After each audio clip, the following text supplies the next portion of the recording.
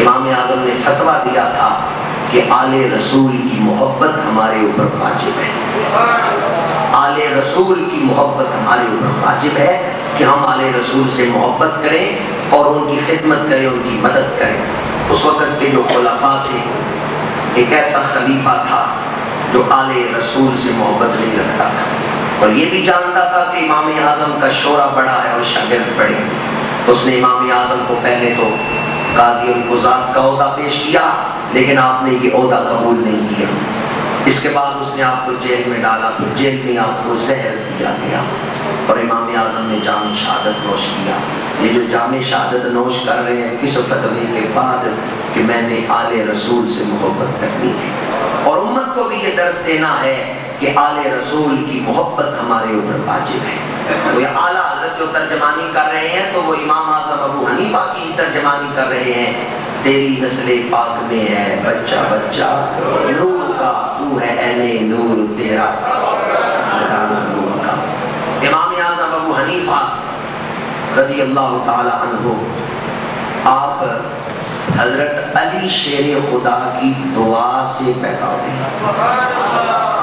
امام اعظم کے جو دادا ہیں ان کو کلمہ پڑھایا ہے حضرت علی شیر خدا نے، اور وہ حضرت کوفے کے رہنے والے تھے، آتش پرست تھے۔ حضرت علی شیر خدا کے ہاتھ اسلام قبول کیا ہے، اور انہوں نے جب حضرت علی شیر خدا کے ہاتھ اسلام قبول کیا ہے، بیعت کی ہے، دعا کی درخواست کی ہے، تو حضرت علی نے ان کو پاکیزہ اولاد کی دعا دی۔ تو امام اعظم ابو حنیفہ کی جو ولادت ہے اس کے پیچھے حضرت علی شیر خدا کی دعا کا اثر ہے۔ اگر حضرت علی کی دعا کا اثر دیکھنا ہو تو امام اعظم ابو حنیفہ کی شخصیت کو دیکھیں۔ اور پھر امام اعظم ابو حنیفہ ابتدا میں تو کپڑے کا کام کرتے تھے، اور جب سے بالغ ہوئے ہر سال حج کرنے جاتے ہیں، آخری سال تک، زندگی کے آخری سال تک آپ حج کرنے جاتے ہیں۔ ابتدا میں 9 عمری میں جب آپ حج کرنے گئے، مکہ مکرمہ میں چاہے زمزم پہ کھڑے ہیں، آب زمزم نکالے اور پینے لگے ہیں، تو حدیث پاک ہے کہ آب زمزم جس نیت سے پیا جائے اللہ وہ نیت پوری کر دیتا ہے۔ کوئی بیمار بیماری دور کرنے کی نیت سے پیے، خدا بیماری دور کر دیتا ہے۔ جس نیت سے آپ آب زمزم پیئے، آب زمزم پینے سے پہلے جو دعا کریں رب دعا قبول کر دیتا ہے۔ امام اعظم ابو حنیفہ نے دعا کی، یا اللہ میں آب زمزم پینے لگا ہوں، یا اللہ اس کی برکت سے مجھے دین کا عالم بنا۔ بس آب زمزم پینے سے پہلے آپ نے یہ دعا مانگی ہے، ایسی دعا قبول ہوئی ہے، اللہ نے عالم نہیں بنایا، استاذ العلماء بنا دیا، مصدر فیوز و برکات بنا دیا ہے۔ اتنے بڑے عالم خدا نے آپ کو بنا دیا ہے کہ بڑے بڑے علماء آپ دامن چاڑے تو بڑے بڑے محدث اور شیخ القرآن بنتے ہیں۔ ایسا آپ پر اللہ تعالیٰ نے کرم فرمائے۔ پھر امام اعظم نے سینکڑوں نہیں ہزاروں اساتذہ سے دین کا علم حاصل کیا، اور ان میں بہت بڑی ہستی امام جعفر صادق بھی تھے۔ ان کے ساتھ بھی امام اعظم ابو حنیفہ رضی اللہ تعالیٰ عنہ کا تعلق رہا، اور 2 سال آپ ان کی خدمت میں رہے ہیں۔ امام اعظم ابو حنیفہ رضی اللہ تعالیٰ عنہ پھر مسند تدریس پہ بیٹھے، پڑھانے کو آپ نے معمول بنایا، اور ایک طرف آپ کاروبار بھی کرتے ہیں، دوسری طرف آپ اللہ کی رضا کے لیے دین کا علم بھی پھیلا رہے ہیں۔ اور پھر آپ کے شاگردوں میں ایسے شاگرد آ کے آپ کے پاس بیٹھے کہ جن میں شاگرد علم کے دین میں سند کی حیثیت رکھتے ہیں، امام ابو یوسف، امام محمد، اور یہ آپ کے شاگرد ہی ہیں امام محمد، جن کی یہ شان ہے کہ وہ کوفے کے بازار سے گزرتے ہیں تو ایک غیر مسلم اپنی دکان پہ بیٹھا ہے، لوگ ادب سے کھڑے ہو جاتے ہیں تو وہ بھی کھڑا ہو جاتا ہے، اور امام محمد کو دیکھ کے وہ کلمہ پڑھنا شروع ہو جاتا ہے۔ امام محمد کو دیکھ کے کلمہ پڑھنا شروع ہو جاتا ہے۔ لوگ کہتے ہیں کیوں کلمہ پڑھ رہے ہو؟ تو کہتے ہیں چھوٹا محمد اتنا خوبصورت ہے، بڑا محمد کتنا خوبصورت ہے۔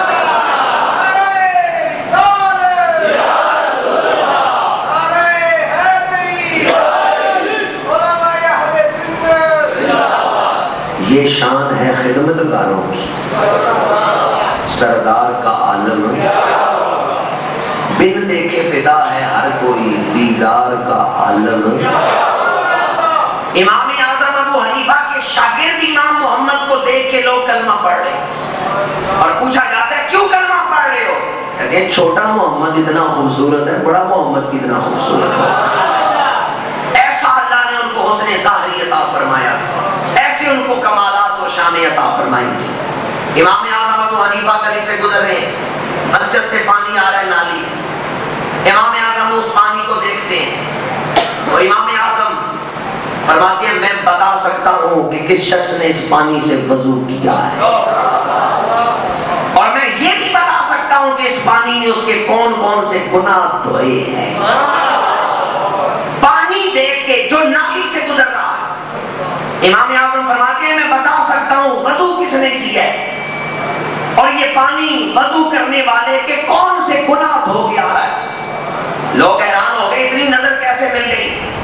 علامہ محمود آلوسی نے تفسیرہ البیان میں لکھا ہے اللہ تعالیٰ کا فرمان ہے افمن شرح اللہ صدرہ للاسلام فهو علی نور من ربہ، اللہ جس کا سینہ اسلام کے لیے کھول دے وہ مقام نور پہ فائز ہو جاتا ہے، وہ مقام نور پہ فائز ہوتا ہے۔ اب جو مقام نور پہ فائز ہو اس کا مقام کیا ہے؟ حضور نے فرمایا اتقوا فراست المؤمن فإنه ينظر بنور اللہ، مومن کی نظر سے ڈرو، مومن دیکھتا ہے تو اللہ کے نور سے دیکھتا ہے۔ علامہ آلوسی نے لکھا اس کا مطلب یہ ہے یرون الحق بنورہ ویرون من العرش الی تحت الثری، مومن کی نظر میں ایسا نور آ جاتا ہے کہ جب وہ نگاہ اٹھاتا ہے تو لامکان تک ہر شے نظر آتی ہے، نگاہ جھکاتا ہے تو تحت الثری تک ہر شے روشن ہو جاتی ہے۔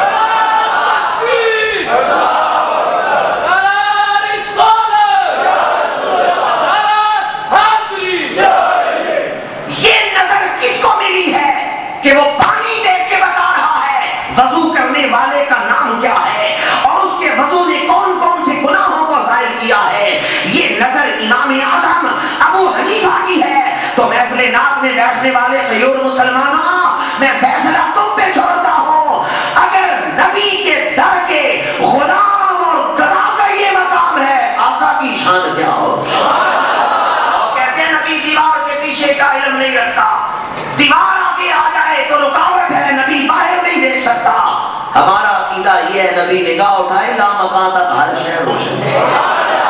میرے آقا نماز پڑھا رہے ہیں، پیچھے صفے ہیں، حضور نماز پڑھا رہے ہیں، نماز کے دوران ایک قدم آگے کیا، ہاتھ بلند، پھر قدم پیچھے کر لیا، ہاتھ پیچھے کر لیے، نماز پڑھائی۔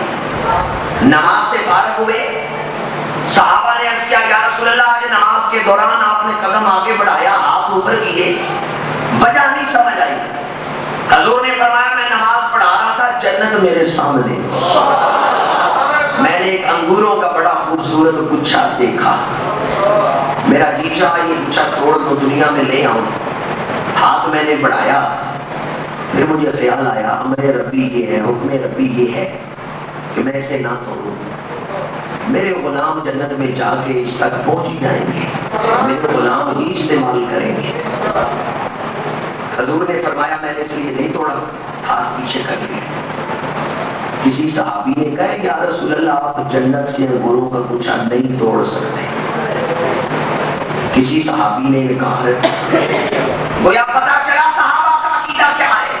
سیاستہ کی حدیث پیش کر رہا ہوں، مسلم شریف کی حدیث پیش کر رہا ہوں۔ صحابہ کا عقیدہ کیا ہے کہ حضور مدینہ منورہ میں کھڑے ہو کر جنت سے انگوروں کے گچھے، جنت سے انگوروں کے گچھے، آپ کا عقیدہ بھی صحابہ والا ہے تو ذرا بلند آواز سے حضور مدینہ منورہ میں کھڑے ہو کے جنت سے انگوروں کے گچھے۔ جنت کہاں ہے؟ جنت ساتوں آسمانوں سے اوپر ہے، سدرۃ المنتہا سے آگے ہے، اور ایک آسمان سے دوسرے آسمان کا فاصلہ 500 سال کا ہے۔ 500 سال کا فاصلہ ایک آسمان سے دوسرے آسمان تک، اور آسمان کتنے ہیں؟ تو کتنا فاصلہ ہو گیا؟ ماشاءاللہ فاصلہ 400 سال۔ آپ کہیں گے پھر آسمان 8 ہے، اپنے اپنے علاقے کا رواج ہے. فاصلہ 400 سال ہے آسمان ساتھ. کیوں؟ 7ویں آسمان سے اوپر سدرۃ المنتہا تک پھر وہ 500 سال ہے. وہ بن کے 400 سال. جنت اس سے آگے. میرے آقا مدینہ منورہ میں کھڑے ہو کے ہاتھ اٹھاتے ہیں، فرماتے ہیں میں جنت سے انگوروں کے گچھے توڑ سکتا ہوں. اب ذرا ایک مثال سن لیں تو بات آسانی سے سمجھ جائیں گے. جہاں تک میں آپ کو پہنچانا چاہتا ہوں، میں اور آپ زمین پہ کھڑے ہوں، پیر زمین پہ لگے ہوں، ہاتھ اوپر اٹھائیں. ہمارا ہاتھ کتنا اوپر جا سکتا ہے؟ قد سے 2 فٹ اوپر چلا جائے گا.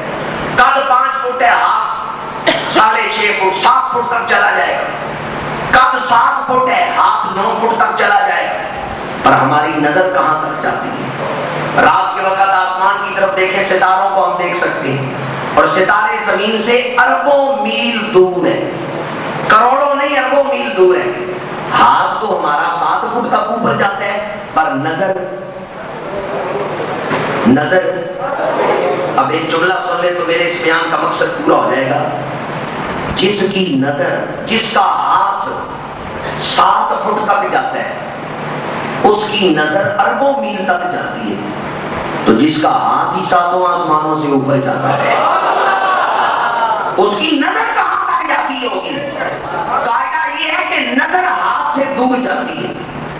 ہاتھ اتنی دور نہیں جاتا جتنی دور نظر جاتی ہے.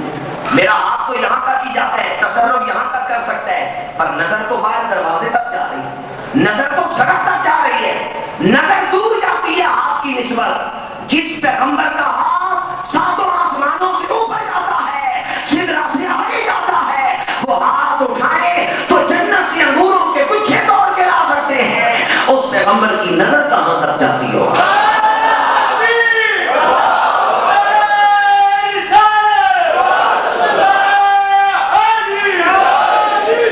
بدر کا میدان ہے، حضور نماز پڑھا رہے ہیں. جنگ بدر کے بعد نماز پڑھا رہے ہیں. نماز سے فارغ ہوئے تو ایک صحابی پہلی صف میں وہ کھڑا ہوا. عرض کیا یا رسول اللہ، آج نماز کے دوران پہلی رکعت میں آپ مسکرائے کیوں ہیں؟ صحابی نماز پڑھ رہا تھا یا حضور کو دیکھ رہا تھا کہ حضور کے مسکرانے کا اس کو پتہ چل گیا. آدمی نماز میں اس طرح مسکرائے، یہ مسئلہ بھی ذہن نشین کر لیں اسی عنوان کے تحت. فقہ حنفی کا یہ مسئلہ ہے. آدمی نماز میں اتنا مسکرائے کہ آواز نہ پیدا ہو، خود آواز نہ سنے، تو نہ وضو ٹوٹتا ہے نہ نماز ٹوٹتی ہے. لیکن آدمی اگر اتنا مسکرائے کہ آواز آئے اور اپنے آپ کو آئے، دوسرے کو نہ آئے، تو اس سے نماز ٹوٹتی ہے، وضو نہیں ٹوٹتا. لیکن اگر آدمی کہہ کا مار کے ایسے کہ خود بھی آواز آئی ہے، دوسرے نے بھی آواز سنی ہے، تو وضو بھی ٹوٹ گیا، نماز بھی ٹوٹ گئی. حضور ہنسے نہیں، کاکا نہیں مارا، تبسم فرمایا، تھوڑا سا ہونٹ کھلے، مسکرائے، آواز نہیں پیدا ہوئی. صحابی نے اس کیا یا رسول اللہ، نماز میں آپ مسکرائے کیوں ہیں؟ حضور نے فرمایا جانتے ہو جبریل آئے تھے فرشتوں کے ساتھ. بدر میں میرے فوج میں، میرے لشکر میں جبریل شامل تھے. ہم جنگ جیت گئے، کفار بھاگ گئے. جبریل نے سوچا ہمارے آنے کا مقصد پورا ہو گیا.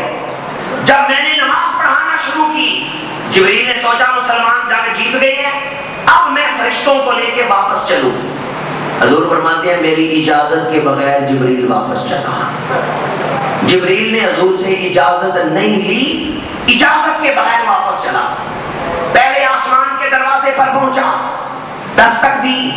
اندر سے باب فلک نے پوچھا میں یقرأ الباب، کون دروازہ کھٹکھٹا رہا ہے؟ جبریل نے کہا نا جبرائیل ومعی الملائکۃ المصومین، میں جبریل ہوں اور میرے ساتھ بدری فرشتے ہیں، آسمان کا دروازہ کھولو. اندر سے باب فلک نے کہا بے شک تو جبریل ہے، پر یہ بتا حضور سے اجازت لے کے آیا ہے یا بنا اجازت کے ہی آ گیا ہے؟ جبریل نے کہا کیوں، کیا دروازہ نہیں کھلے گا؟ باب فلک نے کہا جا واپس پلٹ جا، جب تک حضور اجازت نہیں دیں گے مجھے رب کا حکم ہے، تو نے دروازہ نہیں کھولنا ہے. حضور فرماتے ہیں پھر جبریل نماز کے دوران میرے سامنے آ گیا اور اجازت مانگ رہا ہے. حضور فرماتے ہیں میں اس وقت مسکرایا. کھڑے نماز میں ہیں، نظر کہاں تک ہے؟ یہ پہلے آسمان پر جبریل دستک دے رہا ہے اور یہ گفتگو ہو رہی ہے.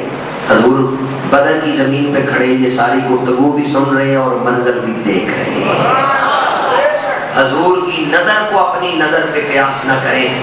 اور اس کی جو بنیاد میں نے آپ کے سامنے رکھی امام اعظم کے حوالے سے، وہ پانی کو دیکھ کے بتا دیتے ہیں کہ کس نے وضو کیا ہے. یہ شان ہے خدمت گاروں کی. سرکار کا عالم کیا ہوگا اگر غلام کی یہ شان ہے. فرماتے میں یہ بھی بتا سکتا ہوں کہ کون سے گناہوں کو اس پانی نے دھویا ہے. امام اعظم ابو حنیفہ رضی اللہ تعالیٰ عنہ کی فضیلت کے حوالے سے یہ ایک جملہ ذہن نشین رکھیں. تو جو امام اعظم کا موضوع مجھے دیا گیا، میں سمجھتا ہوں یہ جملہ میری اس پوری تقریر کی ریڑھ کی ہڈی ہے، مغز ہے، جان ہے یا محور ہے کہ نبوت اور صحابیت کے علاوہ، نبوت اور صحابیت کے علاوہ جتنی شانیں ہو سکتی ہیں وہ ساری شانیں اللہ نے امام اعظم ابو حنیفہ کے وجود میں رکھ دی. نبوت اور صحابیت کے علاوہ آپ نبی نہیں اور صحابی نہیں. نبوت اور صحابیت کے علاوہ کسی عبد کامل میں بندگی کی جتنی شانیں ہو سکتی ہیں، جتنے خصائل حمیدہ ہو سکتے ہیں، وہ سارے اللہ نے حضرت امام اعظم ابو حنیفہ کے وجود میں رکھ دیے. گویا آپ کا وجود آیات من آیات اللہ ہے، اللہ کی نشانیوں میں سے ایک نشانی ہے. امام اعظم کا وجود اللہ کی نشانیوں میں سے ایک نشانی ہے. اس حوالے سے اگر میں گفتگو کروں تو آپ حیران ہوں کس طرح آپ کا وجود اللہ کی نشانیوں میں سے نشانی ہے. 40 سال عشاء کے وضو سے فجر کی نماز پڑھی. عشاء کو وضو بنا کے بیٹھتے ہیں، فجر تک عبادت میں رہتے ہیں. ایک پڑوسی تھا مسجد کا، وہ رات کو پانی بھرنے آتا تھا مسجد کے کنویں سے. جب امام اعظم ابو حنیفہ کا وصال ہو گیا تو دوسرے دن وہ پانی بھرنے آیا، پانی بھر کے گھر گیا تو اپنی بیوی سے کہنے لگا وہ مسجد کا ایک ستون ہے وہ گر گیا ہے. اور رات کو آتا تھا پانی بھرنے، اب پانی بھر کے واپس گھر گیا تو بیوی سے کہنے لگا وہ مسجد کا ایک ستون گر گیا ہے. بیوی نے کہا تجھے کیسے پتا چلا؟ اس نے کہا وہ ستون میں روز دیکھتا تھا، آج مجھے نظر نہیں آیا. بیوی نے کہا وہ ستون نہیں، وہاں تو امام اعظم ابو حنیفہ کھڑے ہو کے نفل پڑھتے تھے. وہ کہتا ہے وہ اس طرح یکسو کھڑے رہتے تھے، میں یہی سمجھتا تھا کہ ستون ہے، پر وہ یوں یکسو ہو کے کھڑے رہتے تھے. بیوی نے کہا تو نے ٹھیک ہی کہا ہے کہ مسجد کا ستون ہی گرا ہے. امام اعظم کا وصال کہ امام اعظم مسجدوں کی آبادی کا باعث تھے. آپ نے ایسی تحریک پیدا کی مسلمانوں کے دلوں میں کہ مسجدوں کی آبادی کا باعث بنے. امام اعظم کا وجود آیت من آیات اللہ اور نعمت من نعم اللہ، اللہ کی نعمتوں میں سے آپ کا وجود بہت بڑی نعمت ہے. یہ تو آپ کے فضائل کے حوالے سے، لیکن آپ کے کردار کے حوالے سے، خوف خدا کے حوالے سے، جو میں نے آیت بھی پڑھی انما یخشی اللہ من عبادہ العلماء.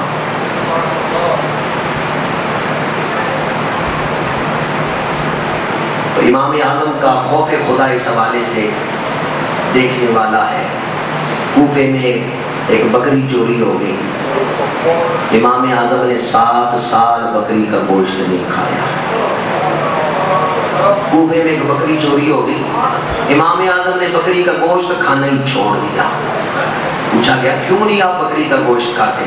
فرمایا ایک بکری کی عام اوسط عمر 7 سال ہوتی ہے، کہیں ایسا نہ ہو وہ چور کسی کے آگے بکری فروخت کرے، پھر قصاب اس کو خرید کے گوشت بیچے اور وہ چوری کی بکری کا گوشت بکتا ہوا میرے پاس پہنچے اور میں اسے کھا لوں. اعلیٰ فتویٰ تو یہ تھا کہ جس نے خریدنا ہے پیسے دے کے خریدنا ہے، لیکن امام اعظم کا تقویٰ کتنا اعلیٰ ہے. فتوے میں اگر کوئی اجازت بھی ہوتی تو آپ تقوی پر عمل فرماتے، عظیمت پر عمل فرماتے. امام اعظم ابو حنیفہ کا فتویٰ یہی تھا کہ کپڑے کو اگر نجاست غلیظہ ایک درم سے تھوڑی لگے تو کپڑا پلید نہیں ہوتا. مگر پیشاب ہے یا خون ہے، ایک درم سے تھوڑا، درم ہوتا ہے جتنا ہتھیلی میں پانی ڈالے تو پانی ٹھہرتا ہے، باہر نہیں گرتا. وہ تھوڑی سی جگہ جو گہرائی والی ہے ہتھیلی کے اندر، یہ ایک نشان ہے، ایک اندازہ ہے درم کا. اتنا نشان اگر خون کا ہو یا پیشاب کا کپڑے پہ لگا ہوا ہو، اس سے تھوڑا ہو نماز ہو جاتی ہے. اور امام اعظم کے کپڑے پر تھوڑی سی ایک بوند لگی ہے خون کی، تو آپ تہمت کو دھونے بیٹھتے ہیں۔ پوچھا گیا فتویٰ تو یہ ہے کہ اگر درم سے تھوڑا ہو تو نماز ہو جاتی ہے، اور میں فتویٰ تو بے شک یہی ہے، پر میرا تقویٰ اجازت نہیں دیتا کہ تھوڑی سی بھی نجاست لے کے اپنے رب کے سامنے کھڑا ہو۔ کبھی تنہائی میں بھی آپ نے اپنا سر ننگا نہیں کیا، تنہائی میں بھی بیٹھتے تھے تو سر پہ کپڑا لے کے بیٹھتے، اور کبھی تنہائی میں بھی ٹانگیں لمبی کر کے نہیں امام اعظم وہ نہیں تھا بیٹھے۔ اس قدر اللہ کی ذات سے آپ کو حیا آتا تھا، اس قدر اللہ کی ذات سے آپ کو حیا آتا تھا۔ قرآن مجید کثرت سے پڑھتے ہیں، تلاوت، یہ میں کردار کے حوالے سے بات کر رہا ہوں۔ امام اعظم قرآن مجید کی تلاوت کثرت سے کرتے ہیں، اور قرآن مجید کے بعد سب سے بڑا وظیفہ آپ کا درود و سلام تھا۔ قرآن مجید کی جو تلاوت ہے، آدمی حیران ہوتا ہے کہ کوئی مسند تدریس پہ بیٹھنے والا اتنا قرآن نہیں پڑھ سکتا جتنا قرآن مجید امام اعظم ابو حنیفہ رضی اللہ تعالی عنہ پڑھا کرتے تھے۔ آپ کا پڑوسی آپ کو تنگ کرتا، معاشرتی حوالے سے آپ کی زندگی کا یہ پہلو بڑا ہی قابل غور ہے۔ آپ کا پڑوسی آپ کو تنگ کرتا، ایک دفعہ رات کو اس نے شراب پی ہے اور اسے عامل شہر میں گرفتار کیا، جیل میں ڈال دیا، تو امام اعظم اس کی سفارش کرنے چلے گئے کہ میرا پڑوسی ہے، اس کو چھوڑ دو۔ وہ بڑا نادم ہوا اور اس نے توبہ کی۔ اب میں جو روایت بیان کرنے والا ہوں آپ کے اخلاق کے حوالے سے دل کے کانوں سے سنیں تو یقیناً زندگی بدل دینے والی ہے۔ ایک آدمی امام اعظم سے مناظرہ کر رہے ہیں، مناظرے میں بحث کر رہے ہیں۔ مناظرہ کسی نے کیا کرنا تھا، اتنی اعلیٰ شخصیت ہے آپ کی، بحث کر رہے آپ کے ساتھ۔ اب جو بحث میں ہار رہا ہو نا، وہ لڑنے پہ آ جاتا ہے۔ جب امام اعظم رضی اللہ تعالیٰ عنہ کے سوالوں کا وہ جواب نہیں دے سکا تو اس نے امام اعظم کے چہرے پہ تھپڑ مارا، غصے میں آ گئے اور امام اعظم کے چہرے پہ اس نے تھپڑ مارا۔ شاگرد بیٹھے، امام اعظم ایک اشارہ کریں تو اس تھپڑ مارنے والے کی وہ حالت ہوتی کہ اس کا زندہ محفل سے اٹھ کے جانا مشکل ہو جاتا۔ اور امام اعظم ابو حنیفہ نے پتہ ہے کیا فرمایا؟ امام اعظم نے فرمایا جا میں تجھے معاف کرتا ہوں، اور خالی معاف ہی نہیں کرتا، وعدہ کرتا ہوں قیامت کے دن جب میں بخشا گیا تجھے بھی بخشوا کے اپنے ساتھ جنت میں لے جاؤں۔ حیران ہو گیا، وہ تھپڑ مارنے والا حیران ہو گیا، قدموں میں گر گیا، حقیقت میں رونے لگا، آنکھوں میں آنسو آ گئے۔ اس نے کہا میں نے آپ کو پہچانا نہیں، میں آپ کو پہچان نہیں سکا، آپ کی عظمت کا ادراک نہیں کر سکا، میں نے تو آپ کو اپنے جیسا انسان سمجھے، پر آپ اتنے اعلیٰ کردار کے مالک ہیں۔ فرمایا قیامت کو میں اللہ کی بارگاہ میں تیری سفارش بھی کروں گا، تیرے لیے اللہ کی بارگاہ میں دعا بھی کروں گا۔ وہ آپ کے سامنے رو رہا ہے اور آپ سے معافی مانگ رہا ہے۔ آپ نے فرمایا یہ تو میں نے پہلے تجھے معاف کر دیا ہے۔ اس قدر ضبط نفس ہے اور اپنی شخصیت پہ کنٹرول ہے۔ آج کتنے جھگڑے ایسے ہیں، میں نے اخبار میں ایک مضمون پڑھا، اس میں وہ رائٹر نے لکھا، کہتا میں ایک بار جیل گیا اور ایک جیل میں چودھری صاحب تھے، قید تھے 5-6 سالوں سے، میں ان سے ملا، میں نے پوچھا کیوں جیل میں آئے ہیں، کیا جرم کیا ہے؟ انہوں نے کہا میرا ایک مزارع تھا، نوکر تھا، تو میں نے اس کو غصے میں گالی دی، تو اس نے آگے سے کہا چوہدری صاحب مجھے گالی نہ دے۔ میں نے کہا کیوں نہ تجھے گالی دوں؟ اس نے کہا عزت ہر کسی کو پیاری ہوتی ہے، ملازم ہوں آپ کا پر مجھے گالی نہ دے۔